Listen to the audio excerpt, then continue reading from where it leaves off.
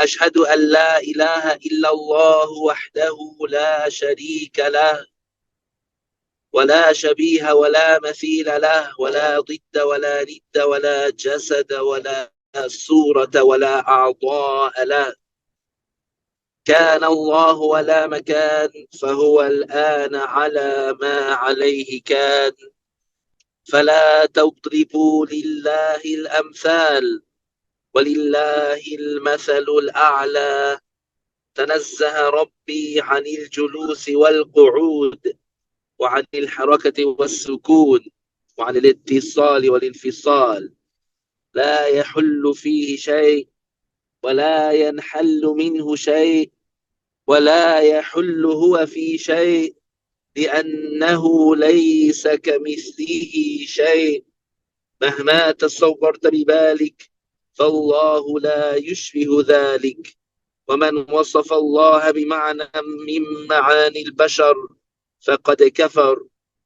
وأشهد أن سيدنا وعظيمنا وقائدنا وقرة أعيننا محمدا عبد الله ورسوله ونبيه وصفيه وحبيبه وخليله، أرسله الله هدى ورحمة للعالمين، هاديا ومبشرا ونذيرا، وداعيا إلى الله بإذنه سراجا وهاجا وقمرا منيرا.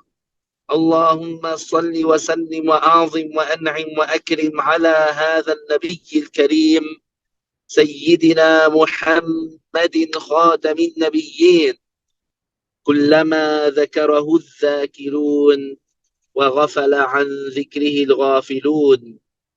الصلاة والسلام عليك يا سيدي يا رسول الله. الصلاة والسلام عليك يا سيدي يا حبيب الله. الصلاة والسلام عليك يا سيدي يا عظيم الجاه. I praise Allah, I glorify Him, and I thank Him for all the blessings that He gives without Him being obligated to give anything. And I ask Allah Ta'ala to raise the rank of our beloved Prophet Muhammad sallallahu alayhi wasallam and to protect his Muslim nation.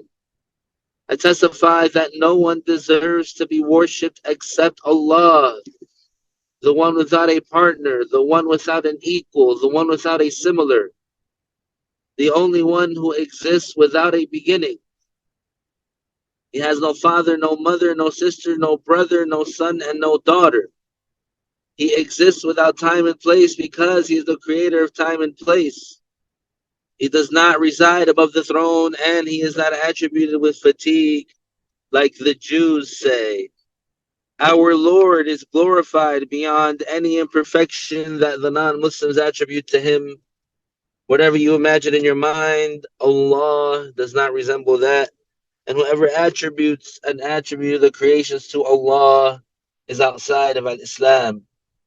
And I testify that Muhammad sallallahu alayhi wasallam, the son of Abdullah, the son of Abdul Muttalib, the son of Hashim, the son of Abdul Manaf from the tribe of Quraysh, is the best creation of Allah and his final prophet and messenger sent to all humans and jinn, and he is truthful about everything that he conveyed of the revelation.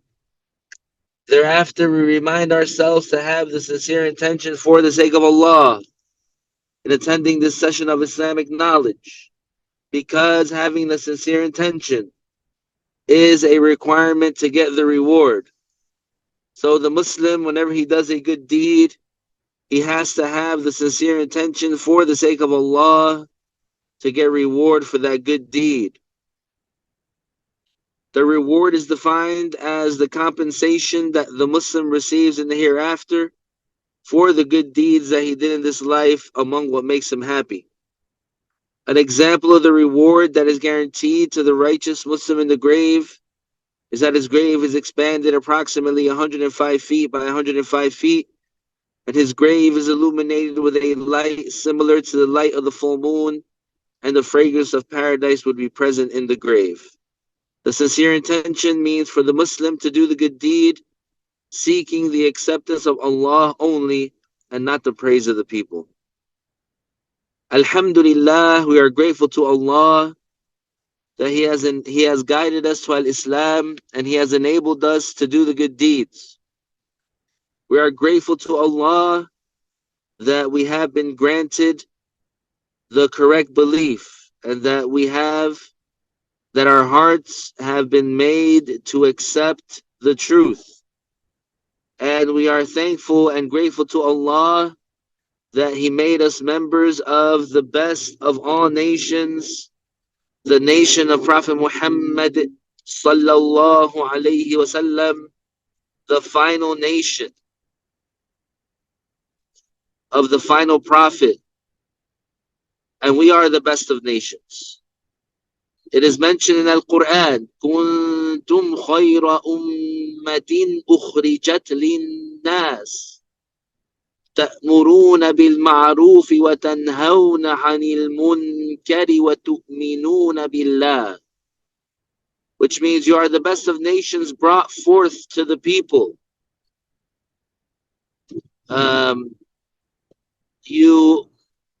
You order the lawful and you forbid the unlawful, and you believe in Allah, and you have the correct belief. So that description, first, ordering the lawful and forbidding the unlawful, commanding the lawful, enjoining the lawful, ordering, commanding what is good, and forbidding evil, this is one of the biggest obligations. And obviously, it's that obligation is under the greatest obligation, which is to be Muslim. So number one, we're the best of nations because we are believers in the final prophet and the best prophet, while having the correct belief in Allah, which La ilaha illallah, it has been the correct creed and the only accepted creed by Allah since the human beings have been on the earth. So human beings, ever since they've been on earth, their true creed is La ilaha illallah. So every single person from the time of Prophet Adam alayhi salam up until right now that has had that belief in their heart, La ilaha illallah, along with believing in the Prophet of their time, then that person is a Muslim, and we're in the same category, meaning we're both called believers. And those Muslims of the past, for example, the Muslims from the nation of Prophet Adam, the Muslims from the nation of Prophet Shaykh, the Muslims from the nation of Prophet Idris, the Muslims of the nation of Prophet Nuh, the Muslims of the nation of Prophet Ibrahim, whoever was a Muslim from those nations, we're in the same category, yani we're all called Muslims, regardless of ethnicity, regardless of bloodline, regardless of who their ancestors were, because there's different ethnicities. Not everybody's the same ethnicity. But what brings us together, what all makes us, for example, be called or described as believers, is having that creed, La ilaha illallah, and believing in the Prophet of that time. The final nation is the nation of Prophet Muhammad sallallahu alayhi wasallam. And Allah willed and Allah chose this final nation to be the best one of all. So, for example, within our nation, so we have the best prophet, which is Prophet Muhammad sallallahu alayhi wasallam. So he has the highest status of all the prophets. And then after the prophets, in our nation, we have the best wali. Yani amongst the humans, we have the best wali, which is Abu Bakr as-Siddiq, radiyallahu anhu. So amongst the human beings, if you look at the awliya from all time, from the nation of Prophet Adam to the nation of Prophet Muhammad, sallallahu alayhi wasallam, we have the best wali, Abu Bakr, radiyallahu anhu. The companions of the Prophet sallallahu alayhi wasallam, compared to the companions of the previous nations, they're the best companions. The layman Muslims, compared to the layman Muslims of the past, of the previous nations, we're the best. Yani, what does that mean? That means that we upheld the religion. We stayed loyal to the teachings of our Prophet. We love our Prophet. We didn't try and kill him. We didn't try and assassinate him. Like the Yahud, they did with the prophets that were sent to them. They killed them. They murdered them. They tried to kill Prophet Jesus, alayhi salam, but he was saved. So we're the best of nations. And what is one of the things that in the Quran were described? Why are we described as the best nation? The attributes that were mentioned is تَأْمُرُونَ بِالْمَعْرُوفِ, which means we command with the lawful, وَتَنْهَوْنَ عَنِ الْمُنْكَرِ, which means and you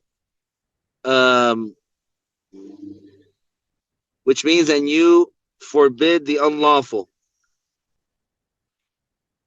So what does that mean now?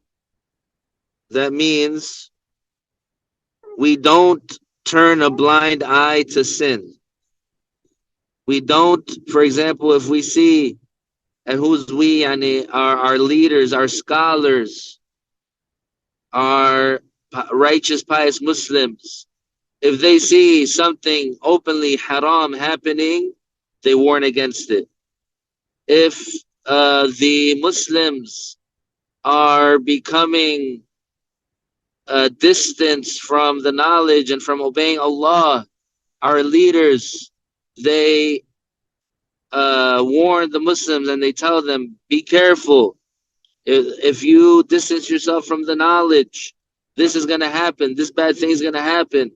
If we do not, for example, as a community, if we don't fulfill the obligations, then there's going to be calamities and afflictions that are going to descend upon us, etc. So we are known for this as a nation. So that's one of the reasons why that we are called the best of nations, because we uphold the religion, because we order with the lawful, we forbid the unlawful. So that's one of the things that has protected this nation and brought success to this nation. Now, no doubt that many of the tribulations and calamities that are befalling the Muslims nowadays are due to falling short in ordering the lawful and forbidding the unlawful. So there are people that are looked at as Muslim leaders, and they're looked at as teachers or shaykhs or imams or scholars who are not ordering the lawful and forbidding the unlawful. They're not warning against the anthropomorphists. They're not warning against the deviant groups. They're not warning against the non-Muslims that are trying to poison. They're trying to poison the Muslim nation. Instead, what are they doing? Instead, they're staying quiet. Instead, they are taking bribes. Instead, they're perverting the religion. For what? So that they can fit in with some politicians, so that they can keep their position, so that they can have their platform. For what? For the dunya? Yes, for the dunya. And this is part of the reason. why our situation is the way that it is. When the Prophet sallallahu alaihi wasallam, when he was addressing the companions, and he told them that in the end times, that the nations, the different nations, they'll be surrounding the Muslims and picking them and picking at them, just like people surrounding a platter of food. They're eating the food. Each one takes whatever he wants from the platter. The Prophet alayhi salatu wasalam, he compared the Muslim nation during the times that we're living in right now like that. That the non-Muslims, they would be taking advantage of us and abusing us and killing us and harming us at their leisure. And then so one of the companions said, is that because we are low in number? And the Prophet alayhi salatu wasalam, he told them, no, it is not. You will not be low in number. Rather, you will have large numbers. And so the Prophet alayhi salatu wasalam, he told them the reason that that's going to happen is because the Muslims would have an attachment to the dunya, and they would have the fear of dying on the battlefield for the sake of Allah. So, and we see that clearly now. We see that clearly now. How many so-called imams and scholars and shaykhs and muftis and whatever they want to call them, they have betrayed the Muslim nation.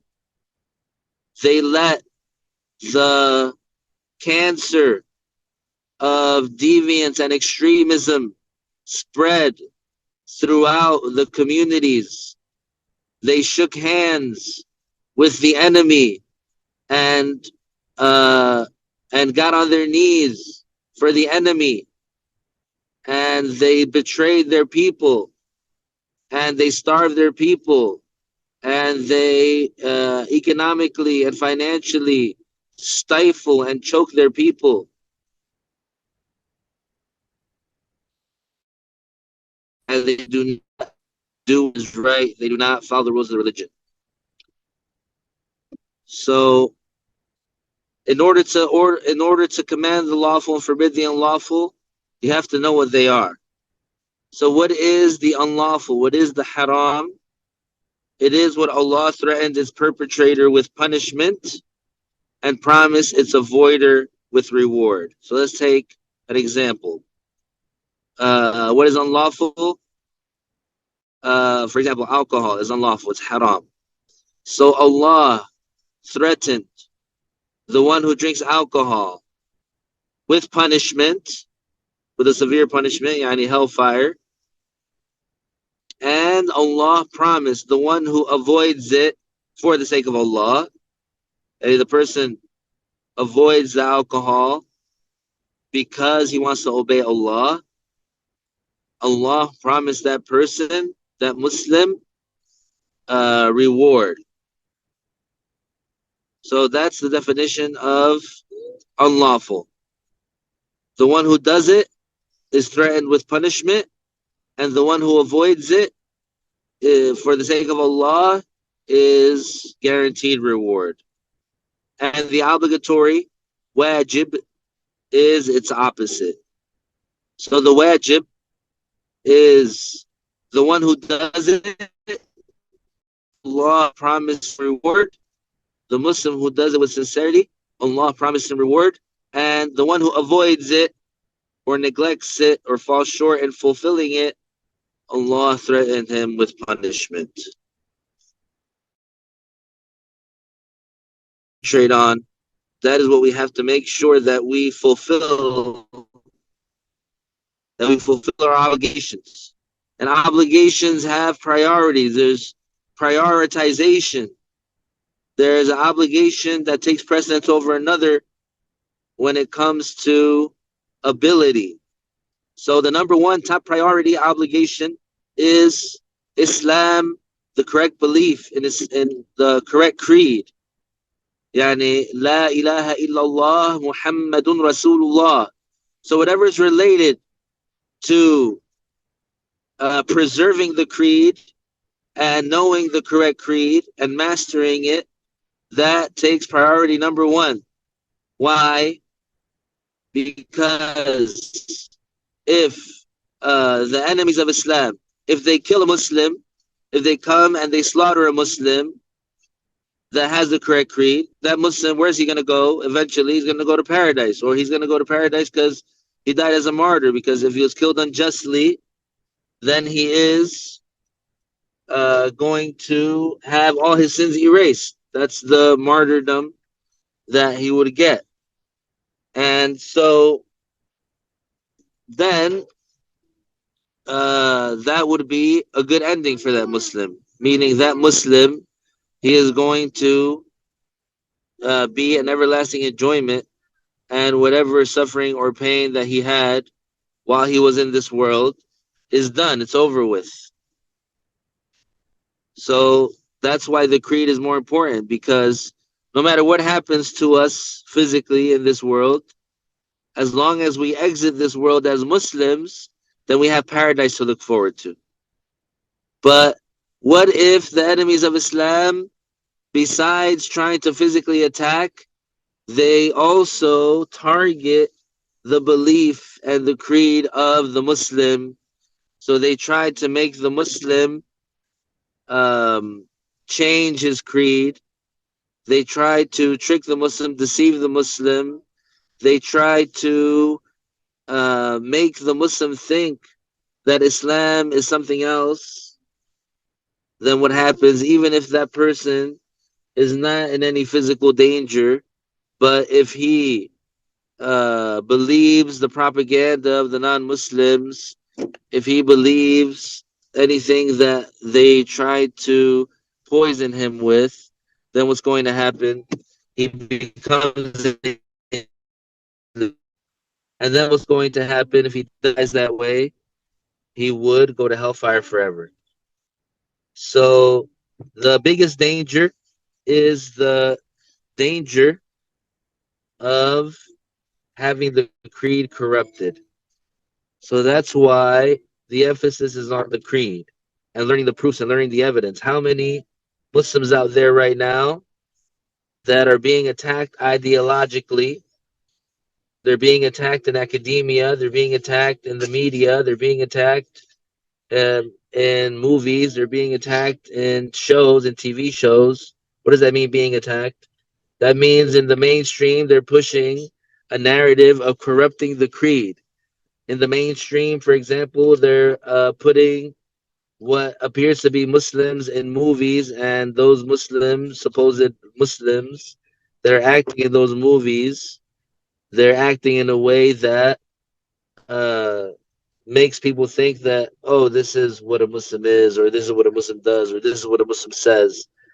In the shows, they put, for example, someone who's supposedly a Muslim, they put them, for example, they'll have a scene where they would be like in a grocery store and they would be like walking by, let's say,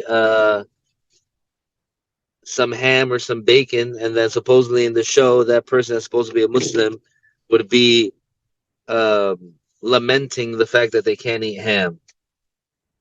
So they try to put those types of subliminals in there. Also, all different things, all types of different things.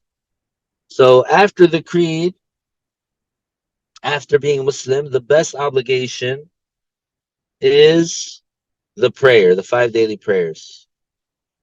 So it is the best obligation or the best good deed, and the second most obligatory obligation after being Muslim is doing the prayer. So this is important knowledge to know, and it's very easy, very simple. It just requires discipline and going against the nafs. And it's not difficult or hard. It's a very systematic, straightforward thing. Yes, it does require that certain statements, for example, Al-Fatiha, be recited in Arabic, but that is not should not deter anyone, even if you're not Arabic or even if you're non-Arab. Should not deter anyone. Uh, Human beings, in general, if they put their mind to something or if they dedicate themselves to something, they can do amazing things. I'm sure you've seen people that they build things, or they walk long distances or run long distances, or they can do all sorts of things physically. With their mouths, they can do make like weird, strange sounds and imitate people's voices and all those things. How does that happen? Through practice, through dedication. So people can dedicate themselves to do these things. A person can easily to learn how to recite Al-Fatiha. It's definitely not hard. For sure, if I can do it, then you can do it. If someone that is nowhere near being close to uh, the Arabic language, or um, being part of a culture that uses these words or letters, then of course anyone can do it. Alhamdulillah. So we'll get to that, inshallah. We'll talk about the recitation of Al-Fatiha, and we will go over some key points. But now we're going to start the section of purification and prayer. The author, rahimahullah, said, among the obligations are 5 prayers to be performed throughout the day and night. So that means, and this is according to the school of Imam Shaafi, and by consensus actually, there are no fard prayers other than these 5. So there's only 5 fard prayers. And so we say early afternoon at dhuhr, or we could say noon, the noon prayer at dhuhr. Its time begins when the sun declines westward from the middle of the sky and remains until the shadow of an object becomes equal to the length of the object itself, in addition to its zenithal shadow.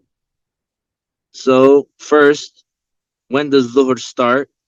It starts when the sun starts to decline westward from the middle of the sky.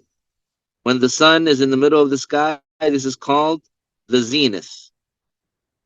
So this is an official term that the people who they are in this profession, where they look at the sun and they study the sun and the celestial bodies, etc.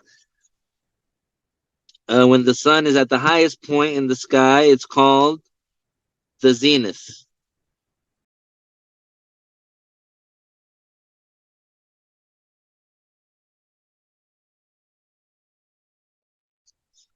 And so when the sun starts to go westward from the zenith, this is the beginning of dhuhr. Now, how can we determine that? We can do it many ways. One way is we can look at it with our eyes. So if the sun, for example, is already visibly declined westward, you can tell that it's already uh, going down towards the west, then you know dhuhr has started.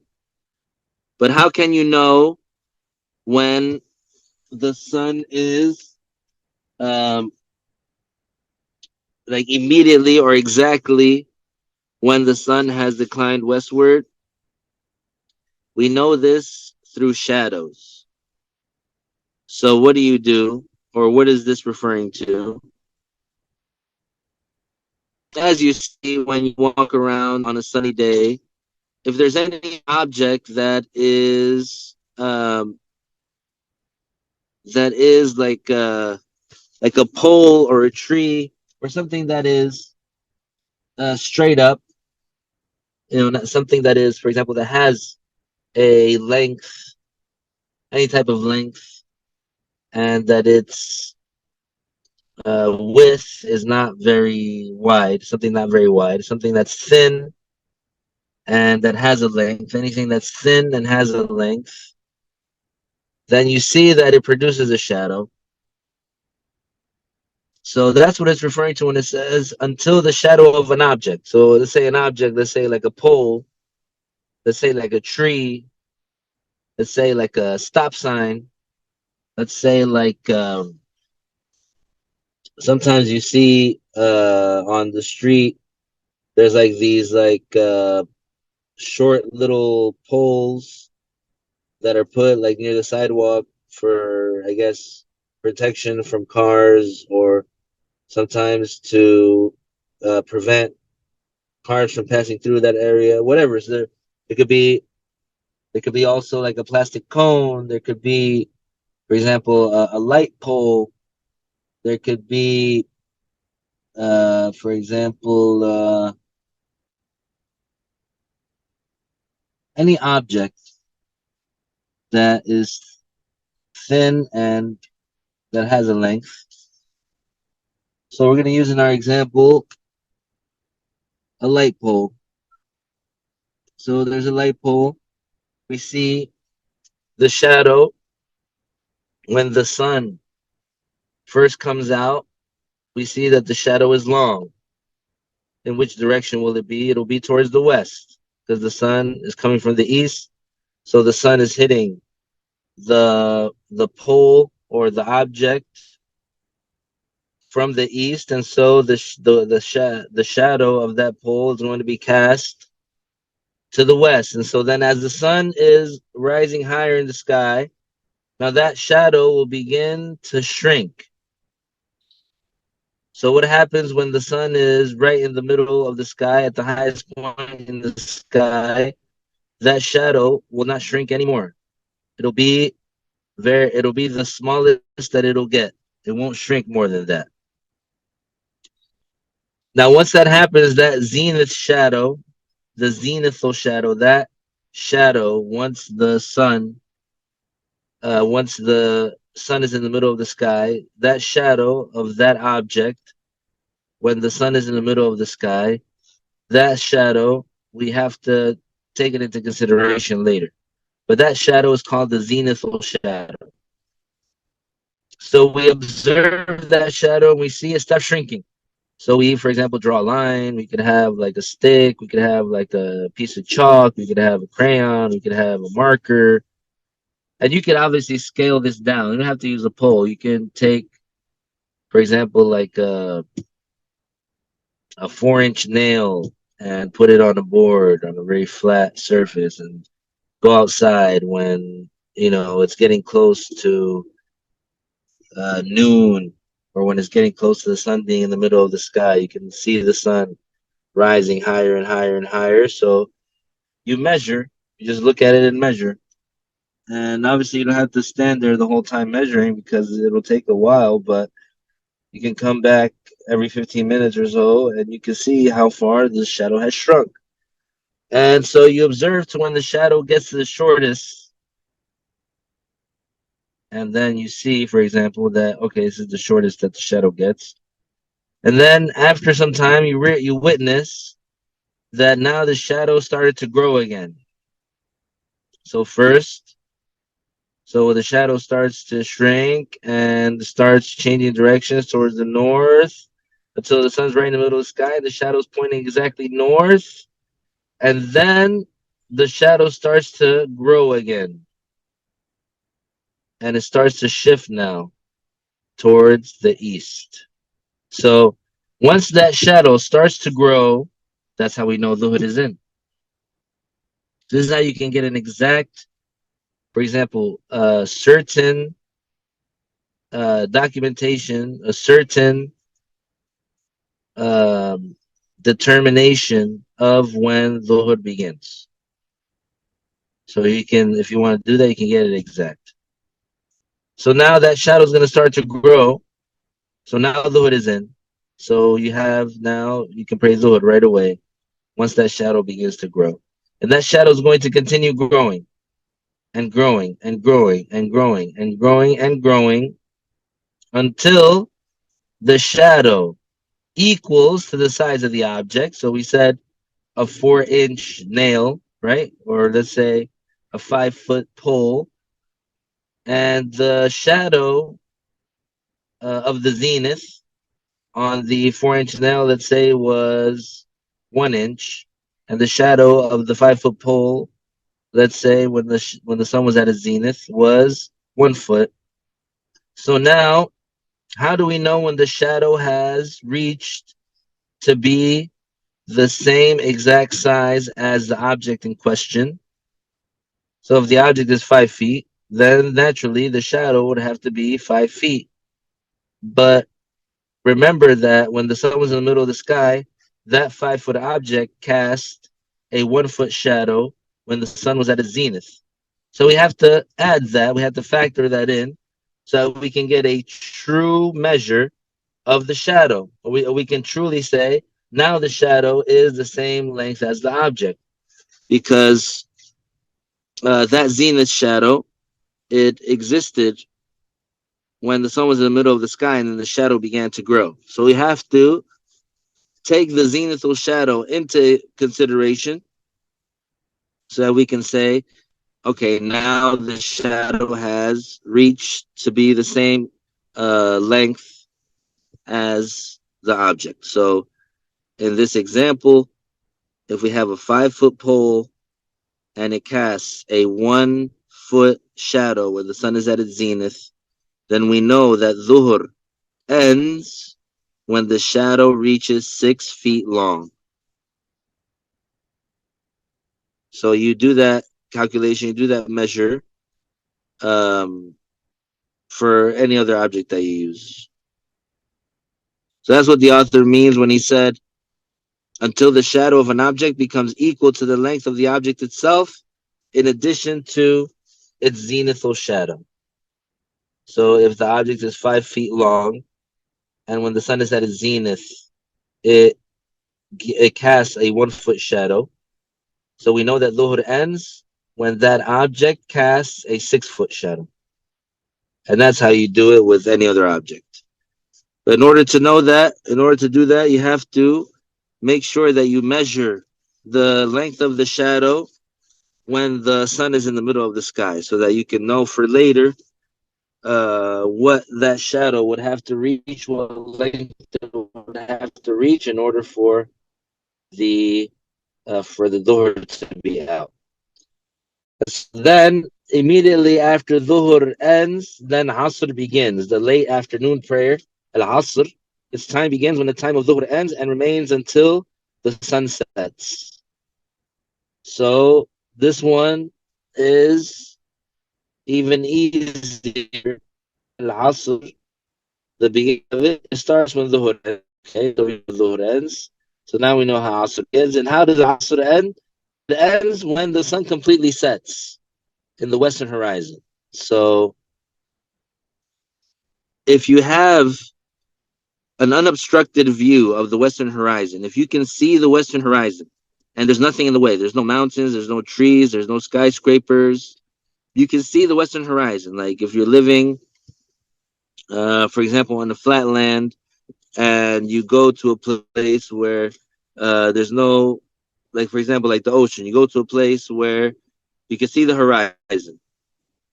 Okay, so then you see as the sun is going down, it's dipping down and dipping down below the horizon. So let's say half of the sun has disappeared below the horizon, and so that means that Asr is still in. When the sun disappears under the western horizon, then that means Maghrib is in.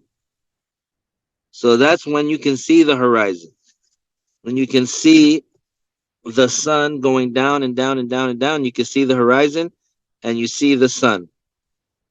So uh, after that, or besides that, if you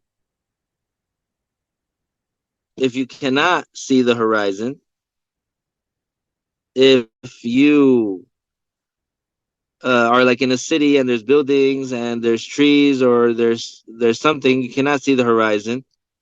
So then how can you tell that the sun set completely? Also very easy. You look towards the east, okay? When you see the darkness from the east, then you know that the sun has completely set.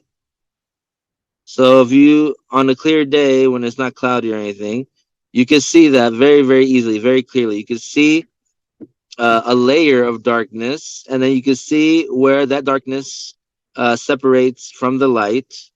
So when you see that darkness approaching from the east, then you know that the sun has completely set. So that is how you tell the sunset prayer, the al-maghrib. So sunset al-maghrib is time begins after the setting of the sun and remains until the disappearance of the reddish twilight.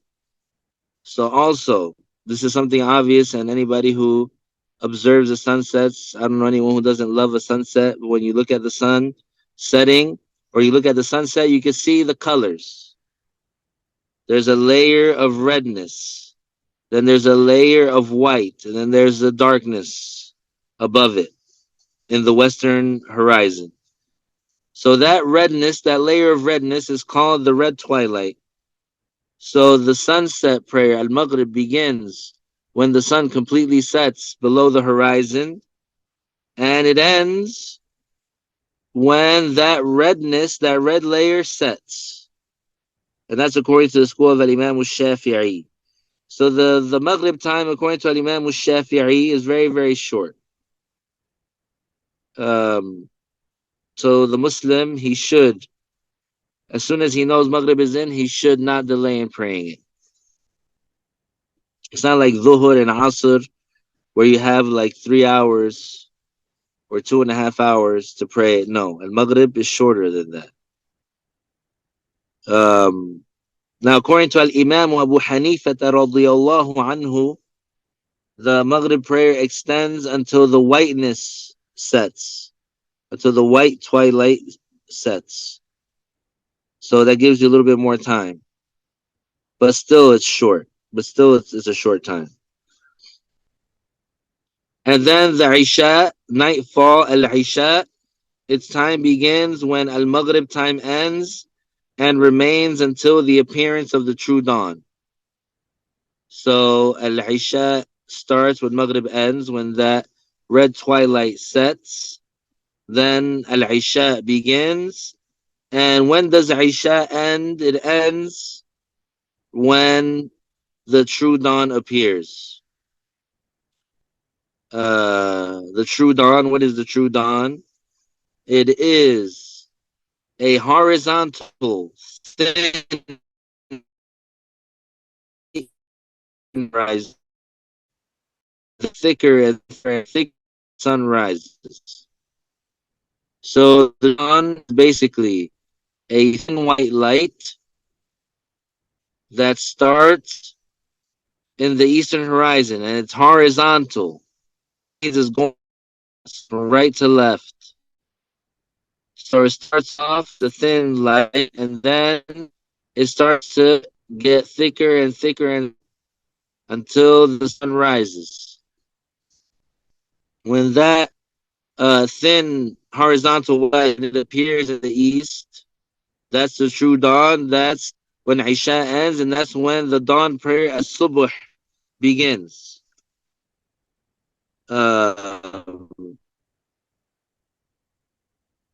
And it remains until the appearance of part of the sun. So, for example, that white light, that thin white light is getting thicker and thicker and thicker and thicker, and then right, for example, when it gets to be like the brightest, you see a little part, a little piece of the disk of the sun peeking over the eastern horizon. As soon as that part of the sun starts to show over the eastern horizon, that means that the Fajr prayer, the Subh prayer, has ended. This is shuruq, sunrise. And so that marks the end of the Subh prayer. And so these are the prayer times of the 5 daily prayers, and it's very easy to know them. You don't have to rely on an app, and it's very important to understand that it is not valid or permissible to do the obligatory prayer only based on the app, except if you know for sure that the numbers on the app, that those numbers are a result of a trustworthy Muslim who knows how the prayer time starts, and um, they are documenting their observation. Okay, so in order for a Muslim to only rely on the app or a calendar that someone else made, it has to be with the condition that that calendar was made by a trustworthy Muslim who documented his observation, not by uh making a not through using a deductive process, not by saying, for example, for sure at this time the prayer time would be it, etc., etc. No, rather the person who made the app or made the calendar, they documented the uh they documented their observations. So for example, they looked at the the shadows, and they saw, for example, when the shadow began to grow, and they wrote down, for example, at 105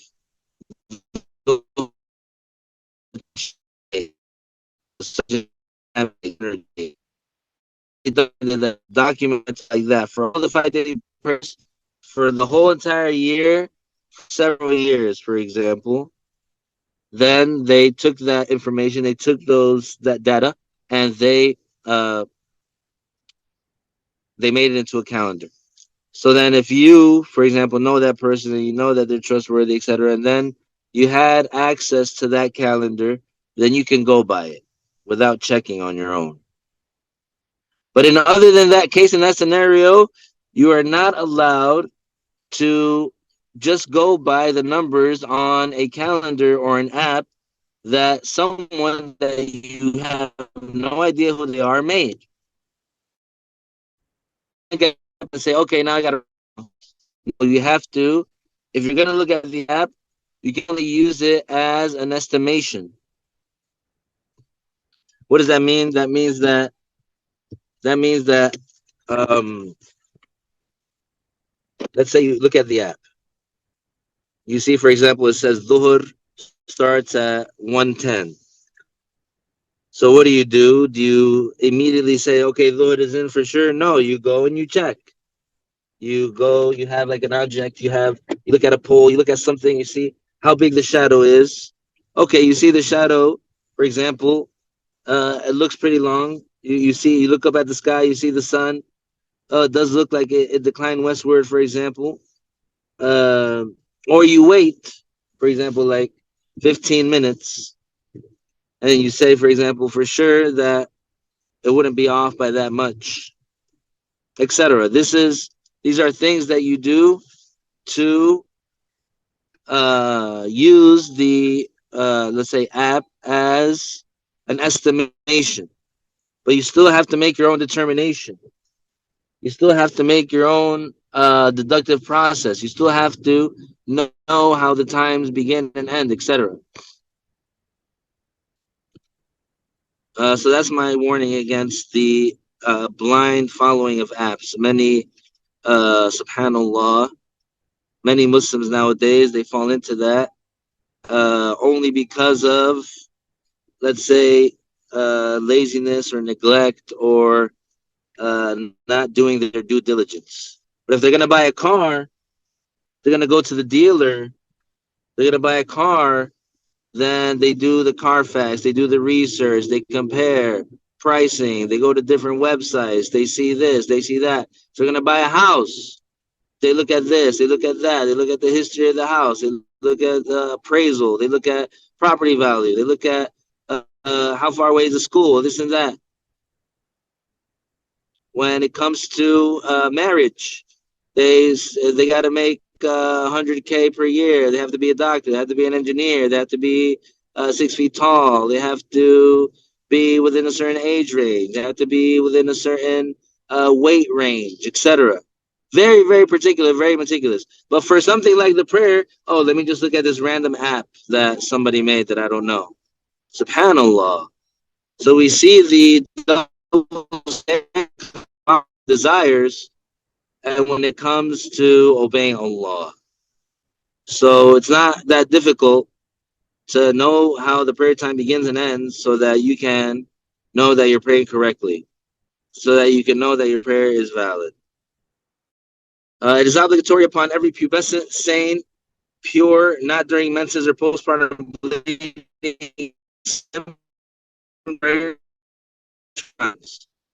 So we're obligated to pray the obligatory within these times.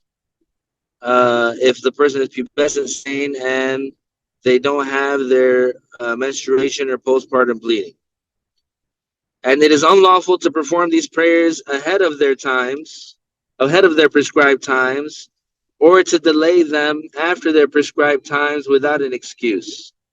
So if someone's on the couch playing PlayStation or Xbox, and somebody comes and tells them, hey, it's time to pray, and they say, I'll pray later, for example, or I'll pray when I get home, or if someone is at work, and they say, I'm just going to miss Dhuhr and Asr, and I'll pray all the prayers when I get home, or someone is at school, and they say, I'm going to miss Dhuhr and Asr, and then I'll just pray when I get home. This is an enormous sin. This is haram. This is not valid. Why is that? Because being at work or being at school or let's say whatever, playing Xbox, those are not things that actually prevent you from praying.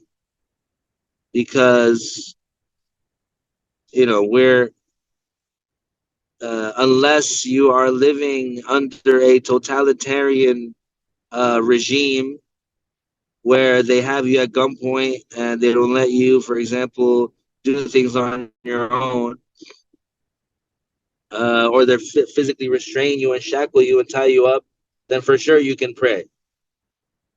Who cares about the non-Muslims and their whatever? If you're at school, you can tell the teacher, I need to go, I need to step out, I need to go here, I need to go there. The window of time to do the prayer is such a window of time that you can definitely figure it out and arrange how to be able to pray no matter where you are. Even if you are, let's say, on an airplane or on a boat, wherever you are, you can make sure that you can pray your prayer. So whether you're traveling or whether you're doing this or that, you plan your whatever dunya things that you're doing, you plan them around the prayer.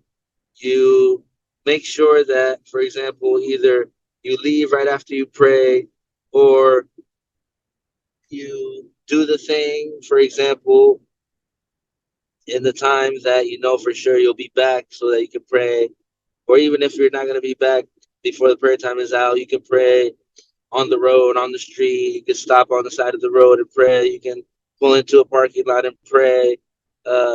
Whatever, wherever you are, you can pray. So these people, subhanallah, I don't understand this. Some Muslims, they don't really put importance on the prayer. And they make excuses.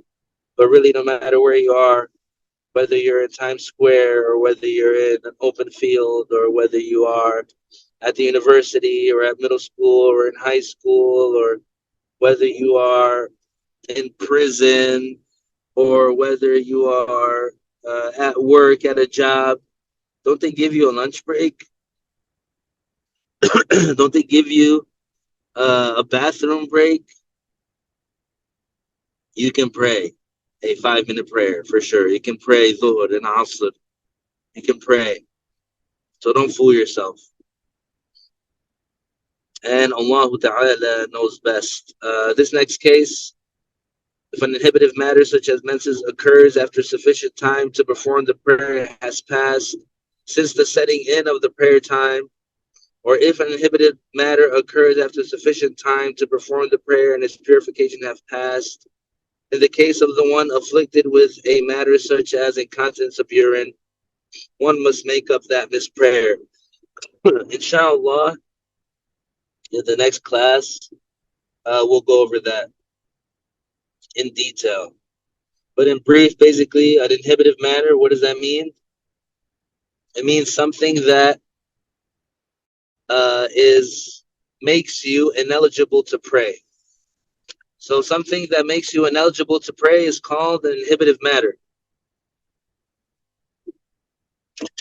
And so what is something that commonly happens that makes the person ineligible to pray?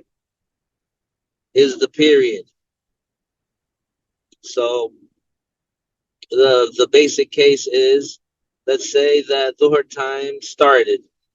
Then 15 minutes passed by. And then the woman, she notices that she got her period. What happens to that prayer when she gets off her period? Does she have to go back now? And does she have to, for example, make sure she prays that Dhuhr prayer or not? In this specific scenario, she does, because 15 minutes is a long time. And that's more than enough time to pray the Dhuhr prayer, to do the minimum obligation. But let's say that the Dhuhr prayer started and 30 seconds pass by, 1 minute passes by, and then the woman notices that she has her period. What happens to that Dhuhr prayer? She doesn't have to pray it after her period is over. Why? Because there wasn't enough time that passed after the prayer time started. That's enough for her to do her prayer before she got her period. So that means that she wouldn't be obligated to make up that prayer or pray that prayer once she gets off her period. And so these are the cases that we're going to discuss. And inshallah, we're going to go into details about the person, for example, that they have an abnormal sickness like incontinence of urine, which means that urine is constantly dripping out of them. So they are never in a state of purity. How do they pray? They have to wait until the prayer time begins, and then they have to do a process, and then they have to pray immediately after that process is done. So that person, what's the time that's taken into consideration for them if inhibitive matter occurs? The time that it would take to do the prayer plus that process. So let's say the time it takes to do the prayer would be 5 minutes, and the time it takes to do that process would be 5 minutes. So if the prayer time begins, and let's say 15 minutes pass, and that person gets their period, for example, then they would have to make it up because it's more than the 10-minute minimum. And if it's less than that, if let's say 5 minutes only pass, then they don't have to make it up because that's not enough time for them to do the prayer and the process that they need, because they have that abnormal sickness like incontinence of urine. We'll get into details next time, inshallah. As for now, if there are no questions, then we'll conclude.